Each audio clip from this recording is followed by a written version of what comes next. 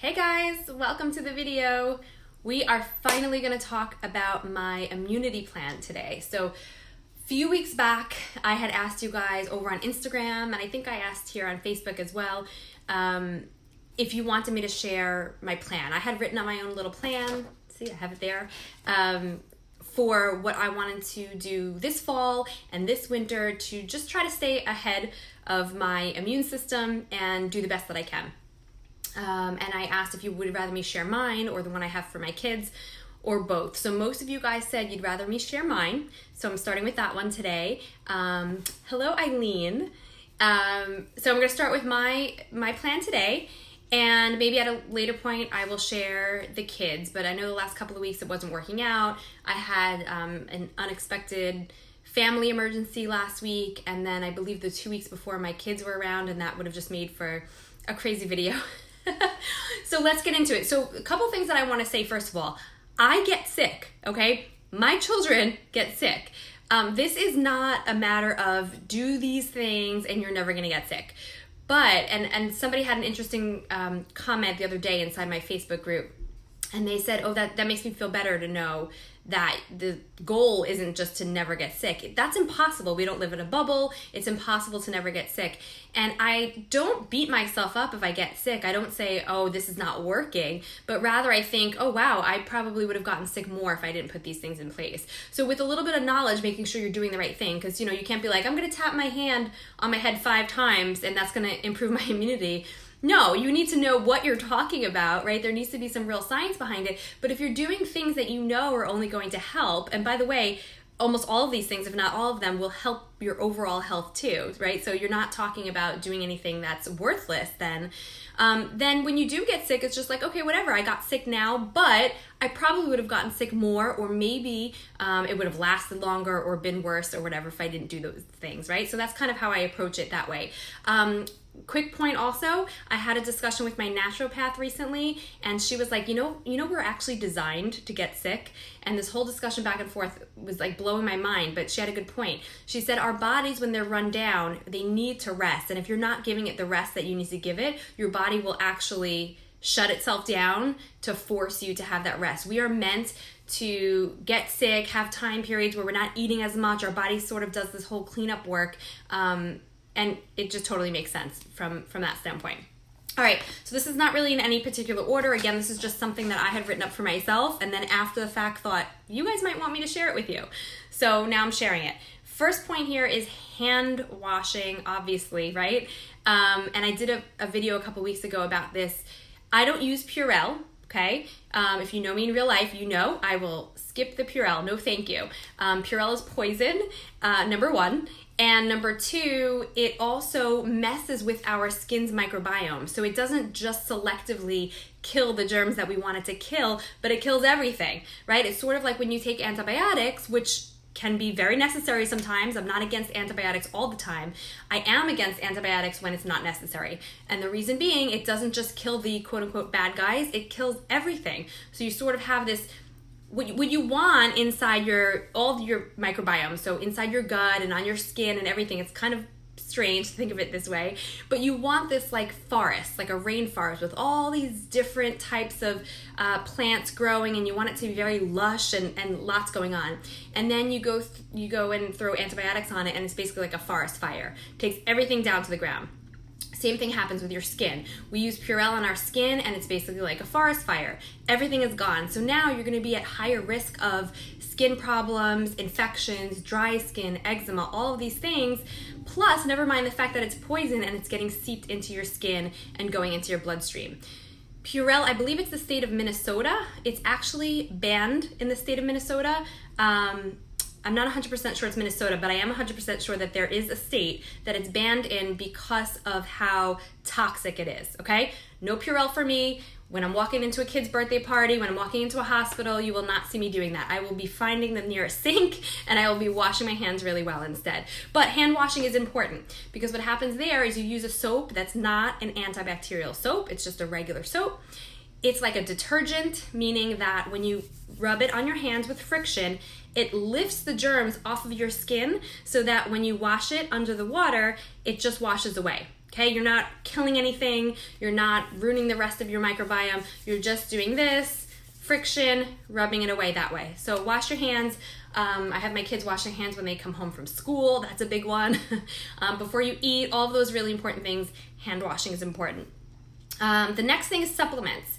This is very particular to me and my blood work and the things that I need. You're gonna need different things. Maybe a lot of the same, maybe some additional, maybe less things, but this is what I take. I take a multivitamin and a multimineral to sort of cover my bases. I take an extra vitamin C, an extra vitamin D, omega-3s, which I do as an algae base because I'm a vegetarian, so I don't do the fish oil. I do probiotics. And the most important thing there is that you're getting a good quality, but also that you're switching them up, because each type of probiotic has its own little proprietary blend. So if you're staying on the same probiotic over and over and over, think about that rainforest again. You're basically just growing like lots of evergreens, but you're not letting, I'm not good with plants, so I'm not gonna be able to come up with a million other things, but you're not letting all of those other types of plants come on board, right? So the main thing with probiotics is that you are switching it up. Have a bottle of one, and when you're done with that, grab a different kind of probiotic, and this way you're introducing different strands of healthy, good bacteria. Zinc, I happen to take an extra zinc because I was low in zinc, and I take occasional iron. I do tend to run anemic. I'm a vegetarian, so I'm not eating any red meat or anything, and the vegetarian sources of iron tend to be what's called non-heme. It just means that it's harder to absorb. So I could have all the greens I want. It doesn't necessarily mean I'm going to have enough iron. Now, the thing about iron, though, is it basically rusts us from the inside out. So I do not take iron every single day. I basically just keep a tight look on what it is that I need, make sure that I'm not running anemic, but not that I have extra. You can talk to your healthcare provider about checking your iron levels and see what it is that you need. But I'm very careful to not get too much iron, and I'm careful to make sure that I don't run too anemic either. It's sort of like a fine line there. Okay, moving on. I think I covered everything with the supplements. Sleep. All right, sleep is important. Again, if you know me in real life, you'll know that it's not that I always go to bed exactly perfectly on time for when I want to. There are certainly nights that I have to stay up late working. There's certainly nights that I stay up late because we've got company over or because we're watching a good movie or, I'm just like you guys.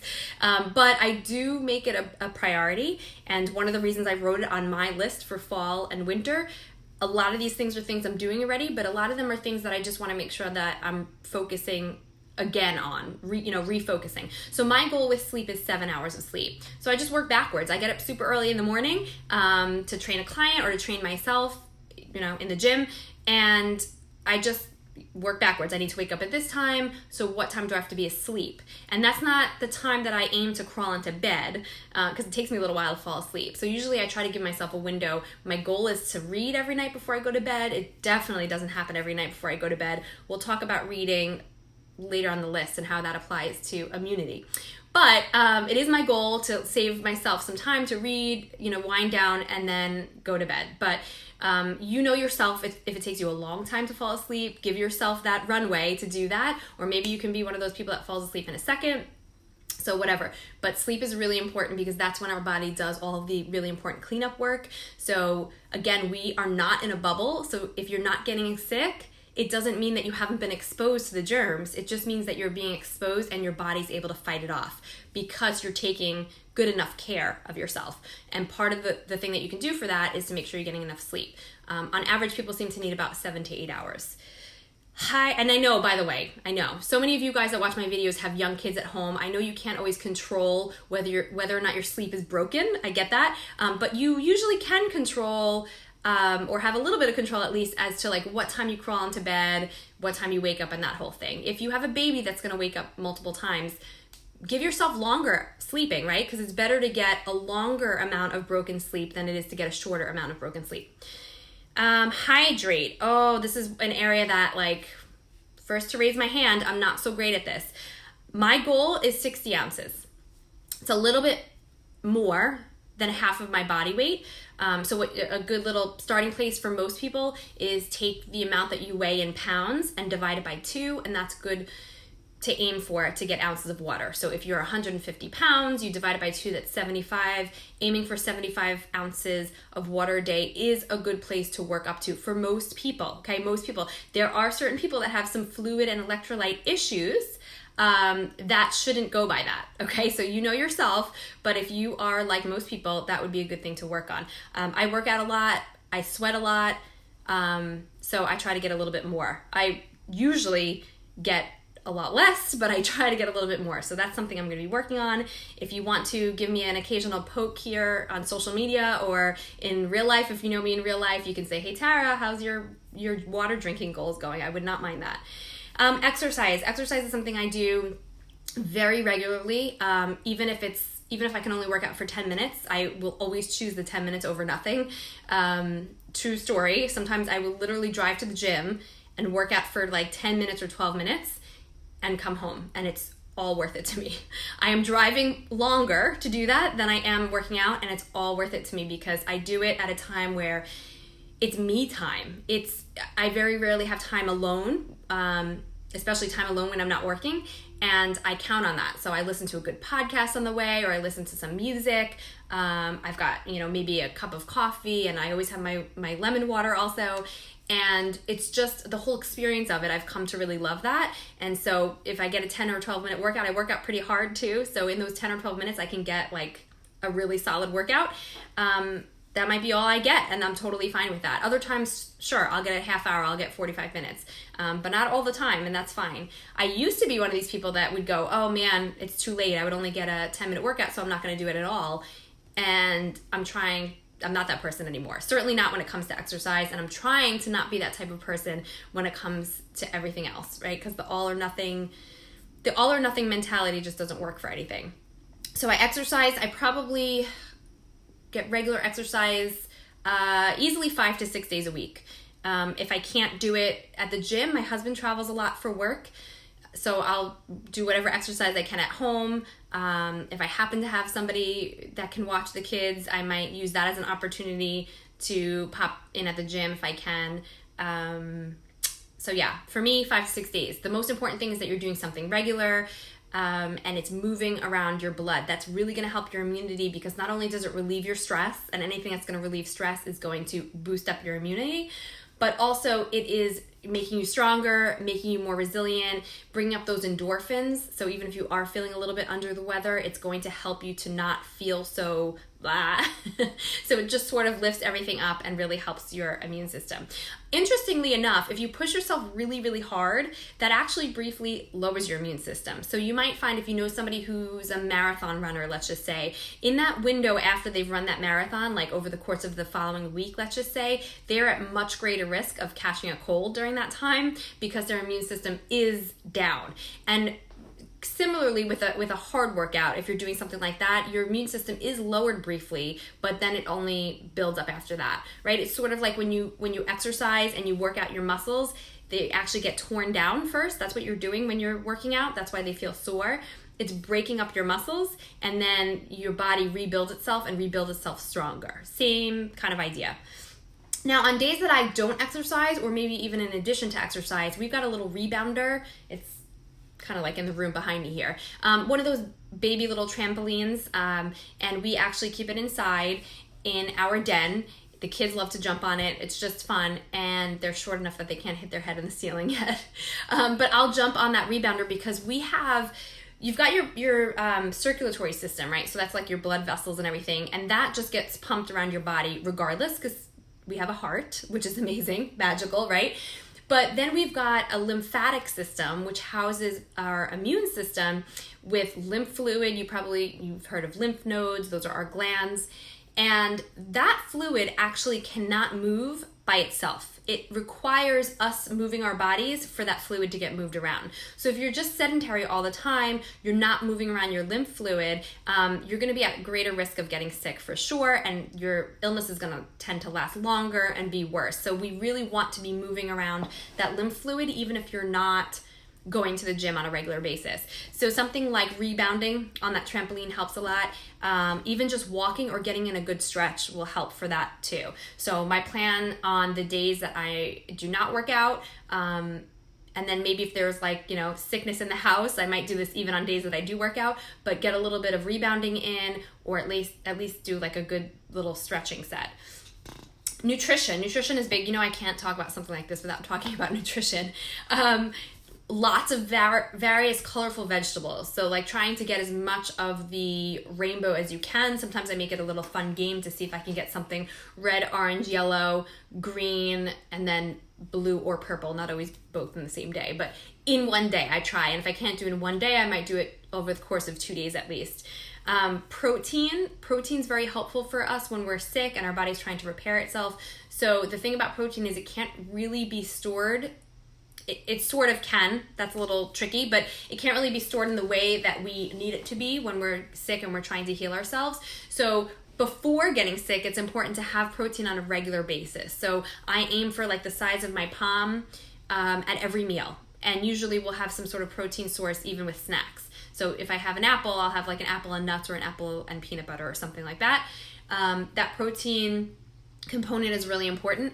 Now, when I am sick, I listen to my body. So if I don't feel like eating, I will not force myself to eat. If my kids are sick and they don't want to eat, I don't force anything on them. I just try to make sure they're nice and hydrated, and that's it. We can go some time without eating. Our body has plenty of stores on us. I'm not worried about that.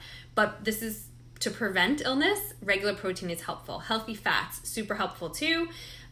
Greens, fiber, all of that helps to keep your digestion going and flush out. So most of your immune system is actually housed in your gut. So our body, you think about it, a lot of germs go in through our mouth or our nose, and our body needs to just keep moving, keep staying regular. So having things like fiber is really important for that. And I try to keep it lower glycemic. So I need this anyway because I have PCOS and prediabetes, both of which are undiagnosable at this point, but it's definitely something that I have to keep my eye on all the time. Otherwise, of course, they can come back. So I try to keep things lower glycemic most of the time. Just means lower sugar. I try not to have like a carb with a carb with carb with a carb, for my meals or anything like that. I try to do less processed foods. This is most of the time, you guys. I will drink a glass of wine. I will have a dessert. I will, have a gluten-free piece of bread because I can't do gluten. I will have these things. I definitely do these things. So I'm not talking about all the time. I'm just talking about this is what I do most of the time. Figure like 80% to 90% of the time. This is what I try to do. Christy's here. Hey, Christy. Rachel, what do you mean undiagnosable? Oh, good question. Hey, Danielle. Thanks for watching. Rachel, what I mean by undiagnosable, it's funny because I can't say that I've cured my PCOS or my prediabetes because it's the type of thing that if I don't watch what I'm doing with my lifestyle, those things will come back. But I was at the point where I was diagnosed with prediabetes, diagnosed with PCOS based on my symptoms, my lab work, my blood work, all of those things, right? And now I've gotten to a point where the doctor has now said I can no longer diagnose you with PCOS or prediabetes. So I've basically resolved these conditions. They are in remission, if you will, but they can come back, at any time. Hey, Danielle.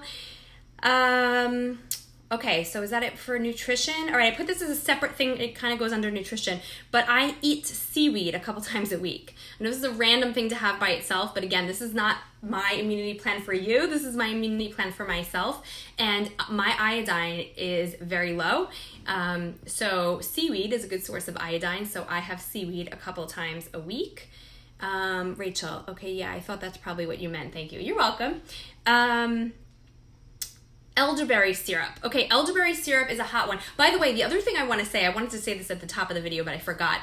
My immunity plan, this doesn't mean that this is all I'm doing. It doesn't mean that I'm not going to do other things occasionally, and it does not mean that I'm covering all the bases. It is literally impossible for somebody to take all of the great immune boosting ideas and incorporate them all into your life and your family's life. You would do nothing but do those things, which would probably work because then you wouldn't go outside and you wouldn't be exposed to the germs. So maybe that would work.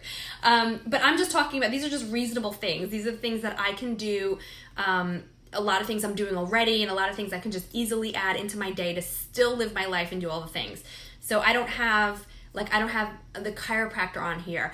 I would go to a chiropractor if I needed to. I don't have essential oils on here. For some people, that's a very big part of their daily thing. It's not something that I don't do, but it's just not something that I do every single day. I hope that makes sense. So elderberry syrup is not something I do every day. It is something that I keep on hand. This year I'm going to try to make it because I have a lovely friend that gave me a bag of dried elderberries that she didn't need, so I'm going to try to make it myself.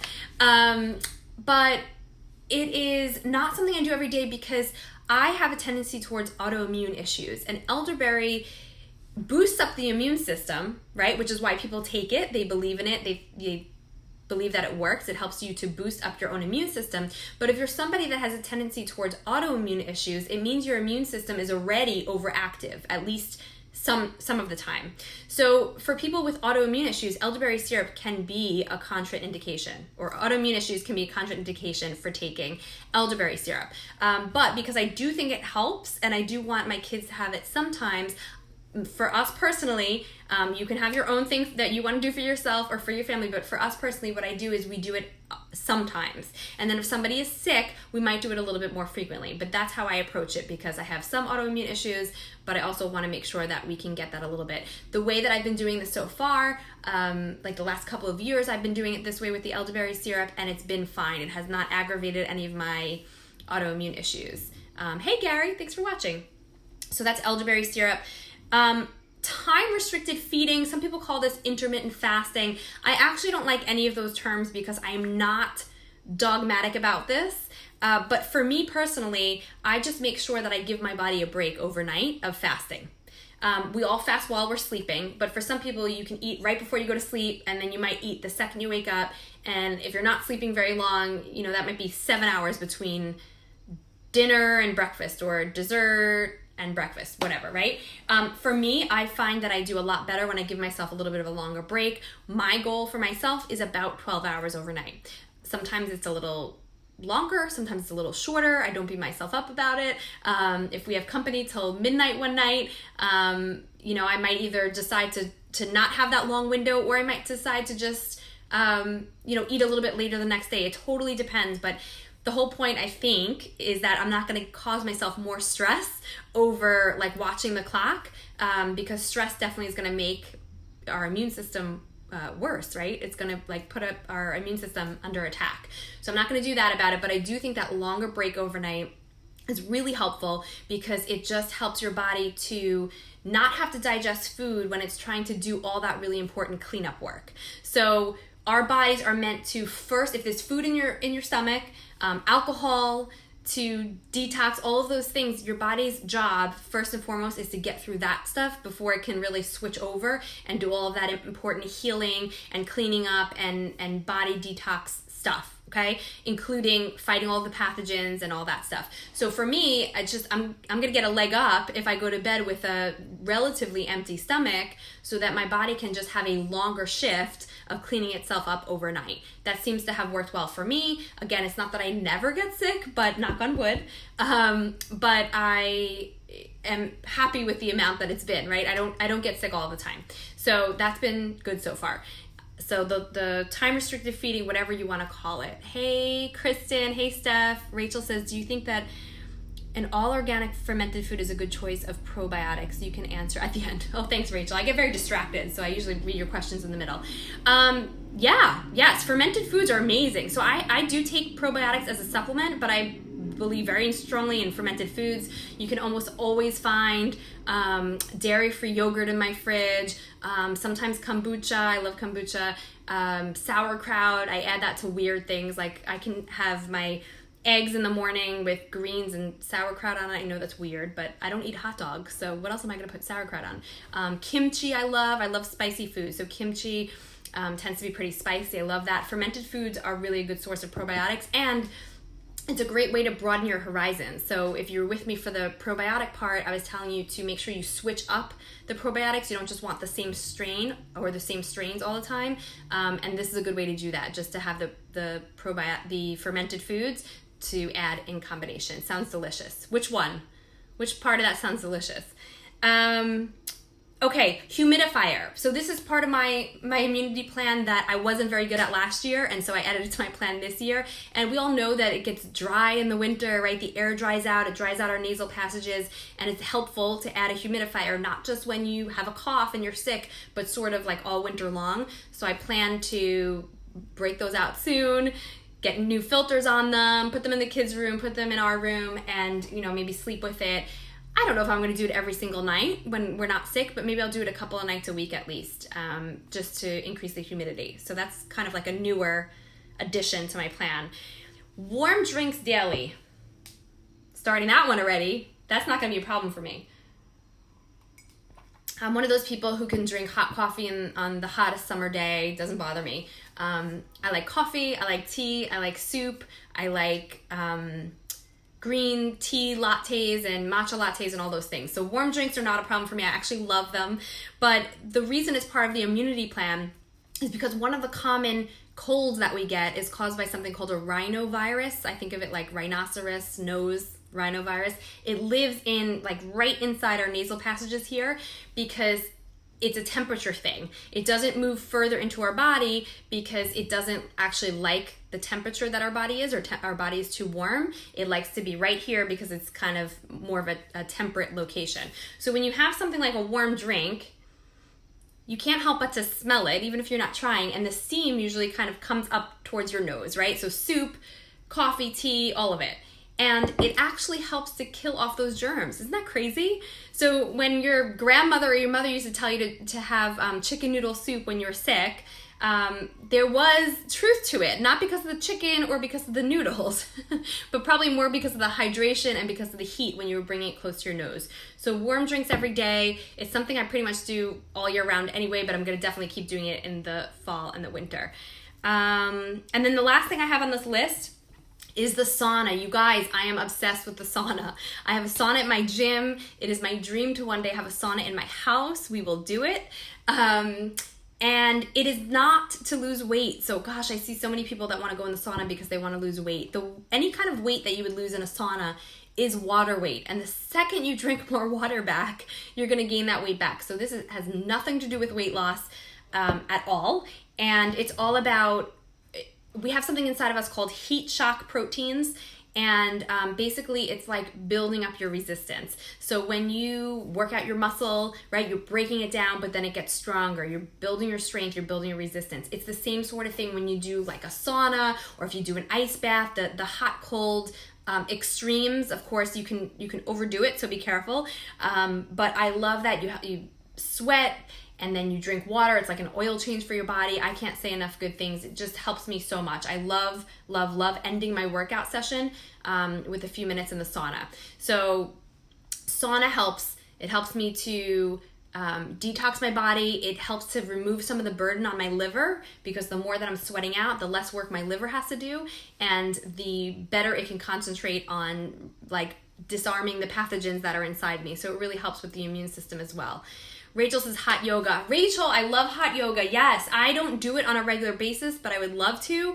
Yes, do hot yoga. The movement, the stretching, the relaxation, the heat, all of that stuff is good for you. Just make sure that you're replacing your hydration at the end. And it's worth noting also that if you're doing something where you're sweating massively, like the sauna or hot yoga, you need to replace your electrolytes as well. Because we don't just sweat out water, we sweat out a lot of electrolytes, particularly sodium, and when you're just replacing water back, that can really throw off your electrolyte and fluid balance, and you can get really sick from that.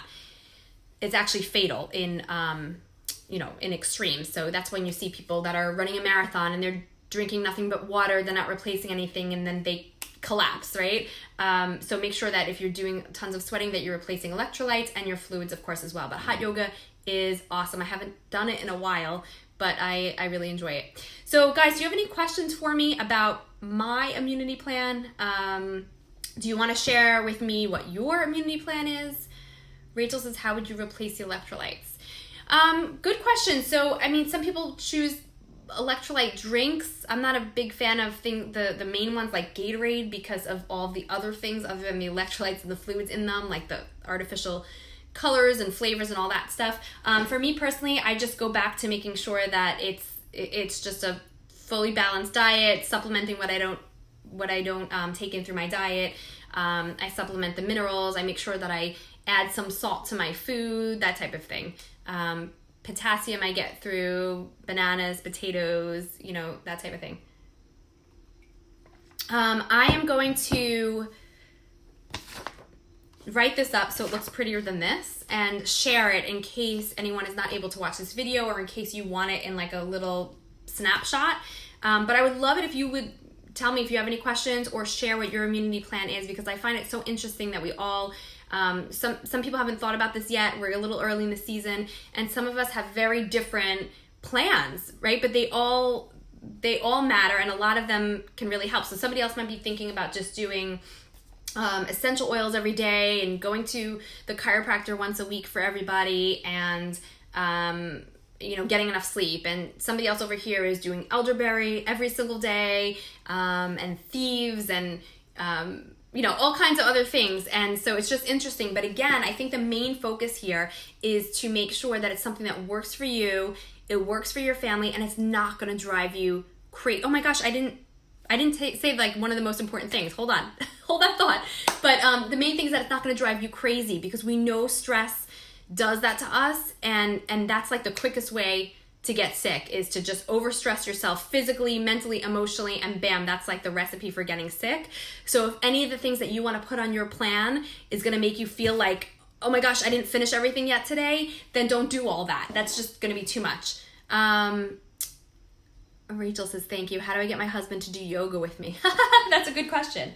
Have your husband call me. I'll talk up the benefits of yoga. Is elderberry good in other forms other than liquid? Yeah, elderberry can be good in all different forms. If you're gonna buy it in a gummy, just check the ingredients. A lot of times they add a lot of other things to it. Even in the syrup, there's gonna be a sweetener because it doesn't taste very good by itself. But that might be something to consider. What are the other things that they have in it? How much extra sweetener is in it? So one of the things I'm looking forward to about making it myself is that I can sort of control that. I want it to be, tolerable, but at the same time, not just completely full of sugar. Rachel's laughing. Okay, so guys, the other things, I can't believe I almost forgot this. It's not on here. But it's on my other list. So I had a list here. Let me explain. This is my notebook that I take everywhere. So I had my list here, and I was like, instead of having it in my notebook, I'm gonna write it here. But apparently I didn't transcribe one of the most important things. So the way I worded it, daily intentional parasympathetic activation, okay? That's just a really fancy way of saying to relax. And yes, it's on my plan. And it was on my naturopath's plan for myself. Seriously, it was like an order for me. My adrenals were pretty shot. I tend to be somebody who's on the go. I'm like a recovering perfectionist, recovering people pleaser. I'm very type A. And so it can be hard for me to relax, even though I need it, and even though I want to. I'm sort of when all of this is done, then I'll relax. That's kind of the person that I am. And I'm working on it because I know it's not good for me, and I know it's not good for my family. I know it's not even good for the work that I'm doing in my clients, because if I can't show up really fully as myself, I'm not going to be able to do my best job in anything. I'm not gonna be the best mom, the best wife. I'm gonna be grouchy, and none of that is good for anybody. So I actually have it on my plan, daily intentional parasympathetic activation. So we have our sympathetic system, part of our nervous system, and our parasympathetic. And real quick, because I know this video is already running long, sympathetic is like fight or flight. Okay, this is when you're going, you're stressed, this is where we live most of the time, in the sympathetic space. Parasympathetic is the opposite. It's rest and digest. It's when you can digest your food better. And it is when we are relaxing. So I am intentionally trying to spend some time in that space every single day. My naturopath told me 30 minutes a day, and I think that is a good goal. But again, because I don't want to be this all or nothing, I don't want to say, well, now I can't do 30 minutes today, so I'm going to do nothing. I'm going to try to do even 5 minutes if I can, but I want it to be daily. It's got to be daily. So for me, those types of things are like, I like to do it at the end of the night. It helps me to sleep, and it also still kind of goes along with my personality. I'm not totally fighting my personality where I like to get everything done before I can relax. So it feels more, what's the word? It feels like it flows better. It just feels like it works better for me. I can still get what I need done during the day, but maybe just pack it up a little bit earlier to have some time to relax. So for me, I love to read. I love to read. I have so many books right now, like piles of books, literally, that I have in order that I want to read. It's almost always nonfiction. I've always been like that. I'm sort of like a nerd. But I'm reading like personal development books, business books, finance books, health books, of course, mindset, things like that. So I would love to spend a little time every night to read that. I like to take baths. I know that's a little cliche. I do enjoy it sometimes. That's one of those things that if I'm like, I got to take a bath tonight, at the end of the night, I might be like, I don't feel like taking a bath tonight, you know, like I'm good. Like I don't feel like getting wet. I'm in my pajamas or whatever, like I'm good. So I'm not going to force myself to take a bath, but that's one of the options that I have. So I have, let's see, reading is going to be a big one. That's probably the one I'll do most. Bath, breath work, deep breathing. So sometimes I like to do this thing, which is 4-7-8 breathing. Have you heard of it? It's where you take in a breath for 4 seconds, you hold it at the top for 7 seconds, and you release it for 8 seconds. 4, hold for 7, out for 8. And when you concentrate on that and just doing a few cycles, you can feel everything sort of like melting, like calming down. So I'll do that breath work sometimes when I'm sitting in the sauna. I'll do that sometimes as I'm like closing my eyes trying to fall asleep, and it really helps to sort of calm my mind down. I have like that monkey brain. So that's helpful. And then meditate. Again, not something I'm going to force myself to do every single day, but I do have the Calm app, which I love, and they have some little 10-minute sleep meditations and things. So they're guided meditations, which help me to calm my brain down even more, because again, monkey brain. So I'll do one of those like 10-minute sleep things, and very often I'm asleep by the end of the 10 minutes, which is amazing. And I have TV on here too, because let's not forget, not everything that we have to do has to be ideal or like what you're hearing everybody else say. The whole thing is, if you're trying to get yourself in that parasympathetic state or just being relaxed, what's relaxing to you? And sometimes just putting on a mindless TV show or something you're going to enjoy all day long and then get to actually just sit down and watch is going to be the thing that's going to relax you. So a couple of shows that I love to watch are starting back up. I love Shark Tank. That's coming in a week or two. This Is Us. I love that show. Not always the parasympathetic thing though. Sometimes that gets me into fight or flight, I have to say. So maybe I have to follow that up by reading. But, just things that I can just enjoy just for the sake of enjoying and relaxing, and not like try to always be on. So that's me. That's my plan. Please share yours in the comments below. It might help other people. And plus, I just love to see what you guys are doing. Thank you for watching the video, and I will see you guys soon. Bye.